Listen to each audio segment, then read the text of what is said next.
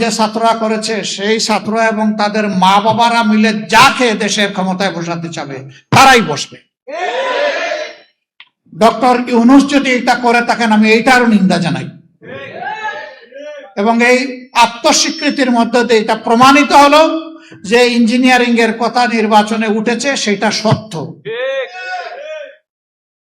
এখন বলতে পারেন আপনারা কি করলেন, ভোট দিলাম 70% মানুষ, আপনারা ভোটটা করে তুলতে পারলেন না কেন? আমরা কেন পারিনি তার জবাব আমার চাইতে আপনারা কম জানেন না। তবে এইটা ঠিক, আমি সেদিন পার্লামেন্টে বলেছিলাম গুগু বারবার ধান খেতে আসে, কিন্তু কপাল যখন মন্দ হয় তখন কিন্তু জালে বেঁধে যায়। ইনশাল্লাহ গুগু বেঁধে যাবে, দেরি হবে না ইনশাল্লাহ। বিএনপি জাতির সাথে প্রতারণা, ধোঁকা এবং গাদ্দারি করে তাদের যাত্রা শুরু করেছে। এইবার তারা সংবিধান সংস্কার পরিষদের সদস্য হিসাবে তারা শপথ নেয়নি। তারা তখন বলেছে গণভোট হারাম। এখানেই দাঁড়িয়ে একজন বক্তা জুলাই যোদ্ধা বলেছেন বাংলাদেশের প্রথম গণভোটটাও কিন্তু সংবিধানে ছিল না। একজন সামরিক ব্যক্তি তিনি বেসামরিক প্রেসিডেন্ট হওয়ার জন্য সেই গণভোট দিয়েছিলেন। বিএনপি গর্ব করে বলে 71 তাদের, 90 তাদের, 24 তাদের, সবকিছু তাদের, আর কারো কিছু নেই। 71 তো বিএনপির জন্মই হয় নাই, 71 তাদের হয় কিভাবে? এখন যদি বলে যে 71-এ শহীদ প্রেসিডেন্ট জিয়াউর রহমান স্বাধীনতার ঘোষণা দিয়েছেন এবং যুদ্ধ করেছেন, সেই কারণে হ্যাঁ ঘোষণা উনি দিয়েছেন, প্রথমবার নিজের পক্ষ থেকে, দ্বিতীয়বার আরেকজনের পক্ষ থেকে, আর যুদ্ধ উনি করেছেন আমরা অবশ্যই সম্মান করি। কিন্তু এককভাবে যদি একক ক্রেডিট এক ব্যক্তিকে সবকিছু দিয়ে দেওয়া হয় তাহলে বাকি যোদ্ধাদের পজিশন কোথায় থাকে? এইটাও যুদ্ধকে কুক্ষিগত করার আগের আমলে যারা ছিল ফেসিবাদী আমলে তারাও এইভাবে করেছে, এবং তারা করতে গিয়ে লজ্জাজনক ভাবে জিয়াউর রহমান সাহেবকে পাকিস্তানের দালাল, চোর কোনো কিছু বলতেই বাদ দেয় নাই। আমরা ওই রাজনীতি আর দেখতে চাই না।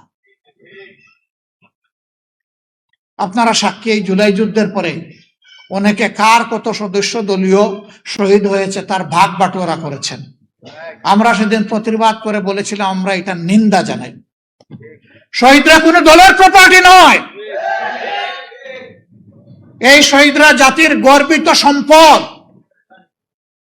আমরা দলীয় ভিত্তিতে কোনো ভাগ বাটোয়ারা করতে চাই না। চেষ্টা করেছি আমাদের অবস্থান থেকে শহীদ পরিবারগুলোর কাছে যাওয়ার, কিন্তু এটা দাবি করতে পারি না যে আমাদের কাছে তাদের যে হক ছিল সব আমরা আদায় করে ফেলেছি, এটা কখনো দাবি করব না। তবে এটা নির্দ্বিধায় বলবো, আগেও বলেছি এখনো বলছি, ছিলাম আপনাদের সাথে পরিবারের সদস্য হিসাবে, এখনো আছে এবং থাকবো ইনশাআল্লাহ। প্রিয় জুলাই যোদ্ধাবৃন্দ, আহত, এর পরের শব্দটা বলতে আমার কলিজায় লাগে, পঙ্গু শব্দটা বলতে। আমি 7 তারিখ ঢাকা মেডিকেল কলেজে গিয়েছিলাম আহত ভাই বোনদের দেখতে। একজনের এক হাত শেষ, এক পা শেষ। আমি তাকে বললাম তোমার সম্পদ দিয়ে দিছো, জাতির প্রয়োজনে আগামীতে তো আর তুমি কিছু করতে পারবে না। বলে কেন পারবো না? বললাম তোমার তো এক হাত এক পা শেষ, পা তোমার 60 টুকরা আর হাত তোমার কেটে ফেলেছে। আমাকে বলল বাকি শরীরটা আমার এখনো আছে, তাইও দেবো ইনশাআল্লাহ।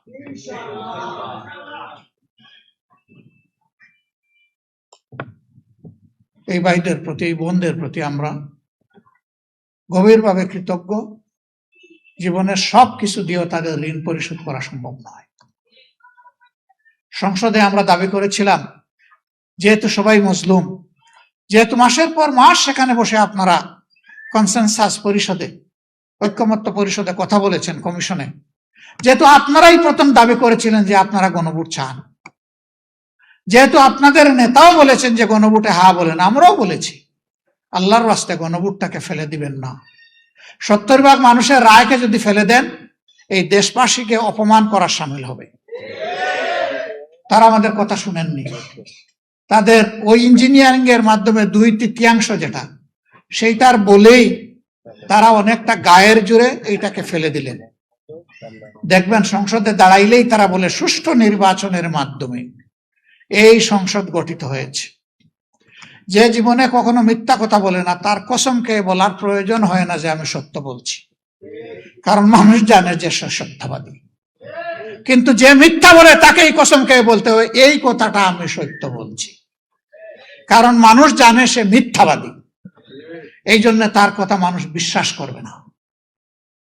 শেষমেশ দেখেছেন, শেষ দিন আমরা যখন সংসদ থেকে ওয়াক আউট করে বের হয়ে আসি, সেই দিন সত্যিকার অর্থে ফ্যাসিবাদের পক্ষে অবস্থান নিয়েছে দৃঢ়ভাবে বিএনপি, আমরা তার বিপক্ষে অবস্থান নিয়েছিলাম। গণভোটের রায় অমান্য করার দিনও আমরা ওয়াক আউট করে এসে বলেছি, চেয়েছিলাম সংসদে সমাধান, হয়নি। যেই জনগণ রায় দিয়েছে আমরা এখন সেই জনগণের কাছে ফিরে যাচ্ছি। আর যেদিন এই সমস্ত কমিশনগুলো, আমার 2-1 বন্ধু বলেছেন, আমি নাম নিচ্ছি না, নিতে কোনো অসুবিধা নাই, গুম কমিশন, মানবাধিকার কমিশন, তারপরে আপনার এই কি বলে পুলিশ সংস্কার কমিশন, পিএসসি, যেগুলো মানুষের জীবনের সাথে সম্পর্কিত, দুদক মানুষের নিরাপত্তার সাথে সম্পর্কিত, ফ্যাসিবাদকে ঠেকায় দেওয়ার জন্য প্রয়োজন, এই সব কিছু অবলীলায় ওই গায়ের জোরে আবার ওই 2/3, গায়ের জোর মানে 2/3, ওই 2/3 বলে তারা ফেলে দিল। 40 মিনিটের ডিবেটে আমরা যখন বুঝতে পারলাম যে তারা বিচার মানে কিন্তু তাল গাছটা ছাড়বে না, তখনই আমরা ধিক্কার এবং নিন্দা জানিয়ে এই সংসদ থেকে বের হয়ে এসেছি। আমরা ফিরে এসেছি আপনাদের কাছে। আপনাদের আমরা কথা দিয়েছিলাম, আমরা যদি সরকার গঠন করতে পারি আপনাদের রায়ে, তাহলে আমরা এই সমস্ত ওয়াদা আমরা বাস্তবায়ন করব। বিএনপি ওয়াদা দিয়েছিল 31 দফা সংস্কারের কথা বারবার বলে, এর প্রথম দফাই ছিল সংবিধান সংস্কার করবে তারা। এখন তারা তার বিপক্ষে অবস্থান নিয়েছে।